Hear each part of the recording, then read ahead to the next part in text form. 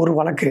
அதே எவிடன்ஸ்க்கு அகைன்ஸ்டா முதல் நாள் நம்ம வந்து கோர்ட்ல சிசிடிவி எல்லாம் ப்ளே பண்ணி ஆதாரங்கள் இந்த கேஸ் இருக்குன்னு சமர்ப்பிச்சு இருந்த போதிலும் அவரை உள்ள ஓகே முகாந்திரம் இருக்குன்னு சொல்லி ரிமாண்ட் பண்ணிட்டாங்க. சரி, சட்டப்பூர்வமா ஜுடிஷியல் ஆர்டர் லீகலா எப்படி சேலஞ்ச் பண்ணி இப்ப பெண்டிங் இருக்கு ஹைகோர்ட்ல. ரிமாண்டே லீகல் சேலஞ்ச் பண்ணிருக்கோம், சுப்ரீம் கோர்ட் ஆர்டரே வயலேஷன் சொல்லிட்டு இப்போ இது பெண்டிங் இருக்கு. இப்போ அது கோர்ட் முடிவெடுக்க போறாங்க. இப்போ நம்ம இந்த எவிடன்ஸ் எல்லாம் போட்டு அதை சவுக்கு சங்கர் பேசிட்டாரு, இவங்க பேரெல்லாம் வெளியே வந்துருச்சு அப்படின்ன உடனே இன்னொரு எஃப்ஐஆர் அடுத்து 2ஆம் தேதி நாங்க வந்து அன்னைக்கு வந்து போனோம்.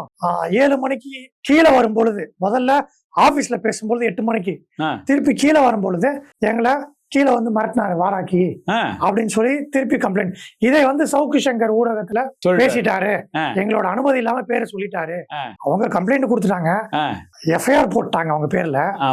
எஃப்ஐஆர் பப்ளிக் டாக்குமெண்ட், அவங்களே வந்து கம்ப்ளைண்ட் கொடுத்துட்டாங்க. அது பப்ளிக் டாக்குமெண்ட் ஆயிடுச்சு, அது ஒரு ரிமாண்டே எஃபெக்ட் ஆயிடுச்சு. சிசிடிவி கோர்ட்லயே ப்ளே பண்ணியாச்சு. சோ எல்லாமே பொதுவெளிக்கு வந்துருச்சு. இத வந்து சவுக்கு சங்கர் பேசிட்டா மேஜிஸ்ட்ரேட் கிட்ட தான் போட்டு காமிச்சிருக்கோம். மேஜிஸ்ட்ரேட் மேல ஒரு கேஸ் போடுவாங்களா, அட்வொகேட் மேல ஒரு கேஸ் போடுவாங்களா?